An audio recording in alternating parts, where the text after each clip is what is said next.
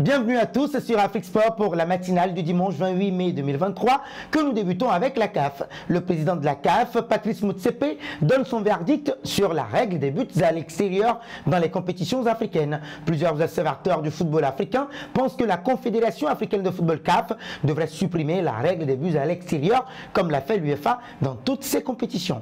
Motsepe a donné son verdict sur la question qui est revenue à l'Assemblée générale annuelle du Conseil des associations de football en Afrique australe, COSAFA. Nous ne voulons pas voir des clubs, quand ils jouent à domicile, se replier en défense. J'aimerais voir des clubs être beaucoup plus offensifs, aller marquer des buts.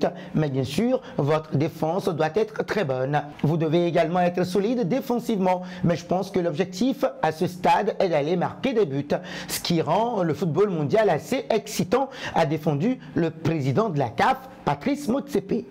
Parlons du mondial U20, dominé la majeure partie du match, surtout en première période. Les Lionceaux de la Teranga se sont réveillés au bon moment pour mener pendant longtemps, mais ont craqué en fin de match face à la Colombie 1-1 et quittent ce mondial à la dernière place du groupe C. Pour son dernier match de poule du mondial U20, l'équipe nationale du Sénégal a vécu une entame de match stressante face à des Colombiens qui n'avaient rien à perdre, mais beaucoup à gagner. Après leur défaite d'entrée face au Japon et le match nul contre Israël, les Lionceaux de la Teranga étaient dans l'obligation de remporter cette dernière sortie. Au cas contraire, justement, ça aurait été une élimination directe de la phase de groupe pour la première fois en 4 participations. C'est arrivé. Pourtant, Mamadou Lamine Camara avait réussi à mettre les Lionceaux sur le bon rail.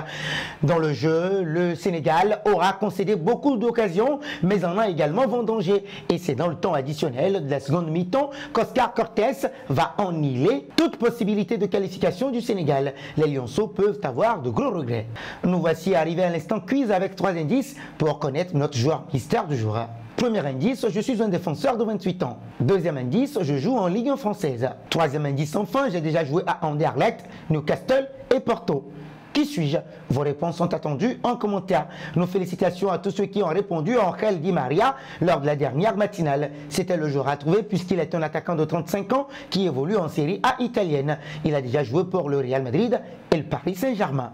Un saut en France. Ce samedi, le PSG a inscrit son nom dans les annales du championnat de France lors de son match nul sur le terrain de Strasbourg, un partout. Sous les yeux de Nasser Al-Khelaifi, les Parisiens ont remporté leur 11e titre de champion, ce qui constitue un exploit inégalé dans l'Hexagone. Bien que Paris n'ait pas brillé, l'équipe a fait le strict minimum pour obtenir la victoire grâce à Lionel Andrés Messi.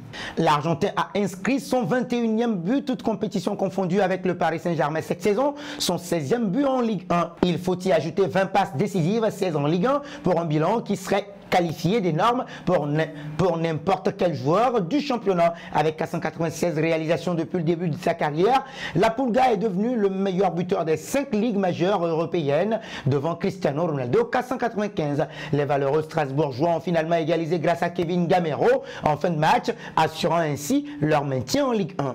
Passons au Portugal. La lutte entre Benfica et Porto pour le titre de champion du Portugal se jouait dans une ultime journée qui s'annonçait haletante. Leader au début de la soirée, le SLB comptait 2 points d'avance sur les Dragões au classement. Opposé à la lanterne rouge Santa Clara, les Lisboètes n'ont pas craqué et se sont largement imposés pour s'adjuger le 38e titre de champion de leur histoire. Gonçalo Ramos et Rafa Silva ont vite mis Benfica à l'abri lors du premier acte. Pour son dernier match avant son départ au Bayer Leverkusen, Alejandro Grimaldo a parachevé le succès des siens sur pénalty à l'heure de jeu 3-0 60e. Face au Victoria Guimarães, le FC Porto s'est imposé sur le même score mais n'a pas pu empêcher le sacre de son rival. C'est la première fois depuis la saison 2018-2019 que Benfica remporte la Liga Portugal Bwin.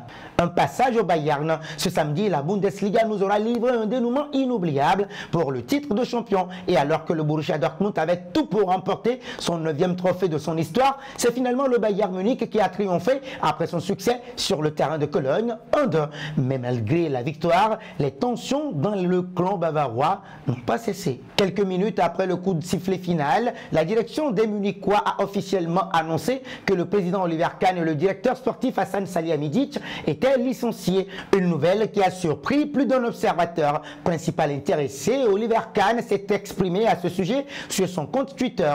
C'est le pire jour de ma vie. J'aurais aimé me joindre à la fête, mais malheureusement, je ne peux pas être avec vous aujourd'hui car le club me l'a interdit, a-t-il notamment écrit. Terminons avec les Bavarois. Dans une saison décidément pas comme les autres, le Bayern Munich a remporté le 33e titre de champion d'Allemagne de son histoire au terme d'une dernière journée incroyable. N'étant pas entré en jeu lors de cette dernière rencontre des Bavarois, Sadio Mané a pu savourer son premier titre de champion d'Allemagne de la plus belle des manières. Les joueurs du Bayern Munich ont notamment décidé de lui remettre le trophée afin qu'il puisse le présenter aux fans présents à Cologne. Tout heureux, l'attaquant sénégalais a visiblement bien apprécié ce moment. L'attaquant sénégalais a d'ailleurs réagi après ce nouveau sacre. Quelle saison! C'est le moment pour aller se reposer et revenir plus fort, a-t-il réagi après la fin de la rencontre, comme pour donner rendez-vous avec le club bavarois pour la saison prochaine. En effet, le Lion de la Teranga n'envisage pas de rejoindre l'Arabie Saoudite à ce stade de sa carrière, car sa priorité est de rester au Bayern. Et nous arrivons au terme de cette matinale que nous bouclons avec la question du jour.